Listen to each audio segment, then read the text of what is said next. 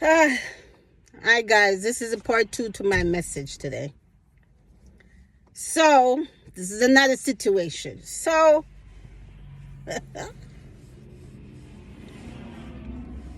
I was living in Florida for a few years. So, this is a story of really be vigilant, be aware. Be aware. So, I was living in Florida for a couple of years. And then I came back to New York. But while I was in Florida, I received a mail. And the mail, the last name is my name. The first name, instead of Andrea, it's Andrew. So I said, I open it up. It has my apartment number. It has all. So I open it up, and it says some hospital in Texas. So I'm like, well, it's clearly not me. Andrew, last name. Anyway, guys, came to New York. The mail followed. Got another one. One day I got a call. But because I know they've been having spam calls, this person called and he said, is this so-and-so? I said, who wants to know? Like he would say, XYZ from the Department of Social Services. I said, how may I help you? At the time, I had applied for a HEAP assistant. Because, New York ain't no joke when it's wintertime. So I applied for HEAP assistance. And so he said, while they were doing my application, they found out that I have an application applying for benefits in the state of Texas. I said, sir, he says, are you in Poughkeepsie now? I said, yes. He was asking me, well, if you're in Poughkeepsie, how would you get to, like he was asking me, what's the street before your street? So yeah, I told him what's the street before my street. He says, well, ma'am, someone has applied for benefit in your name, and I need you to go to the police station and file a report. So I didn't go to the police station and file a report, but I went to Social Security office just to see. And they said, I'm thinking they could help. They said, well, the only thing they can look into is job history to see if the person has worked. No, ain't nobody gonna steal your identity and go look a job. Me as a fool, I didn't look no further. I just think like, okay, all right, get it. So recently I decided, you know what? I need my own spot. And I need to own something. You know what I'm saying? The great American dream. So I went to the first time homeowners assistance program. So I went there. I already know programs that are available. So I went there to do a class because it's make it easier. So I went there. The lady, she did my credit report. So we did a Zoom call. So we are on the Zoom call. She's like, okay, let's go over your credit. And I'm like, oh God, I know I got some stuff I need to pay off. I'm like, I'm just gonna do a one-shot deal. I'm just gonna go through and pay what need to be paid, send some letters out. And she was like, but you didn't come up. She says she put in my social security. So I repeat my social security number. She says, yeah, that's it. She says, you did not show up. I said, excuse me? And so we started talking, and she says, you need to go on annualcreditreport.com. When you get the credit report from them, then please let me know. So I'm saying, I said, I know that I have these cards. I know my credit cards. So I have a credit history. I bought my vehicle. And back then I had a Nissan Rogue. So I bought my Nissan Rogue. I used credit. I was to do my monthly payment till it was completed. I know that I have footprints. Put it that way. I have footprints. Mm-hmm. So yesterday I decided to go on annualcreditreport.com.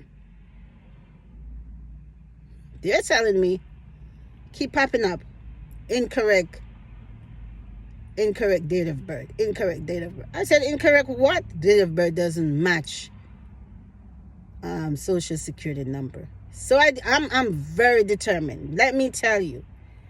When you tell me I can't do something, I will not stop. I will not rest. If you want to get me to do something, tell me I can't do it. I have a tendency to, be like, okay, I'm not even going to do this. But once you say you can't do it, that's why I'll do it. And so I said, no.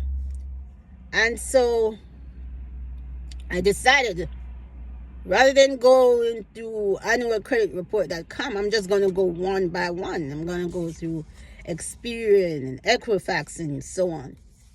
So I went through Equifax. Guess who popped up? It's bad, guys, but I'm like, listen, if you make everything rest on your soul, you will not get rest. And that's what the enemy wants. He don't want you to be rested. And so I saw Mr. Andrew with my last name, social security number, and an address in Ohio. At first, guys, yep, I was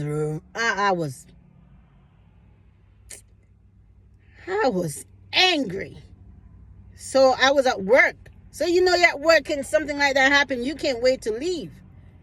So I couldn't wait to leave. And so, as usual, anything happened, I had to call my little baby sister. And when my temperature is high, it's like she don't even know how to kind of calm me down.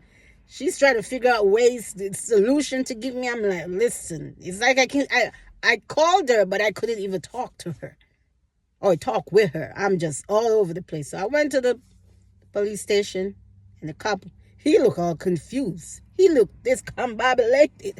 Like, he's seen, because I took a snapshot of the whole info. And already I have my social security card in my wallet, and I have my ID. And it's me. This is me. But now I have my thing is all busted.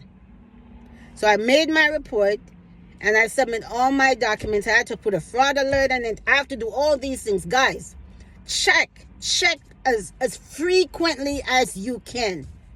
Because now they set me back. This now I'm going to have to, because there is no solution to this nonsense. I'm not the first one. I'm not unique to this nonsense. I'm not unique. Somewhere, somehow, whether it's a job application, whether it's filling out a loan application, somewhere, somehow. Maybe it's I was watching a guy that says, don't walk around with your social security number. Nobody should be in a lot of these companies in Poughkeepsie, they're like, oh, we want a copy of your social security number. Like, that thing got to be shut down, man. If I wrote it down, all you have to do is check. Go on Social Security website, check my number. I have my ID. I have everything. I'm not giving nobody no copy of nothing. Like, I'm let me tell you, I don't exist. That person. So now I'm waiting because I can't see the report. I have to wait for them to mail it, and God knows how long they're gonna take to mail it to me. So I have to wait for them to mail it so I can go through my credit report. If there's even, because the housing lady pulled it, nada, zero.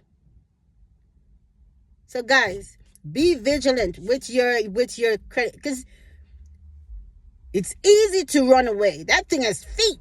That thing is like Usain Bolt and steroid. That thing it moves fast. When you don't have it, you have to work for it. It's like molasses uphill to get that damn thing. But I trust that God will make a way where there seems to be none. What I learned to do, guys, is whatever my situation is, I said God has a plan.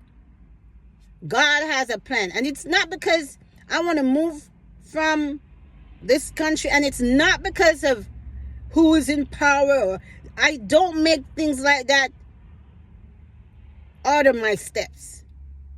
I allow God to order my steps. That's how I move. And even before I became a Christian, I don't allow this and that or this person to really say, oh, no. My thing is, even though I could move back to Florida or it's no. Cost of living is extremely high. My health is important. Joy, peace. I love all those things. I really do. And my kids are older. Most of them are adults. Most of my children are adults. The only child that's left with me, she's 15 years old. She's 15 going on 50. That girl is intelligent, smart, beautiful. That girl can crack any code. She's as she loves to say, don't know why they say mad smart. She likes to use the word mad, but really smart, really intelligent. She has her head on her shoulder. And so I'm going to keep praying. But I'm ready. I'm like, okay. So maybe God is like, well, don't put roots here. You want to buy a house. I'm not saying God told that person to steal my credit. But whatever the reason is, I can't see beyond.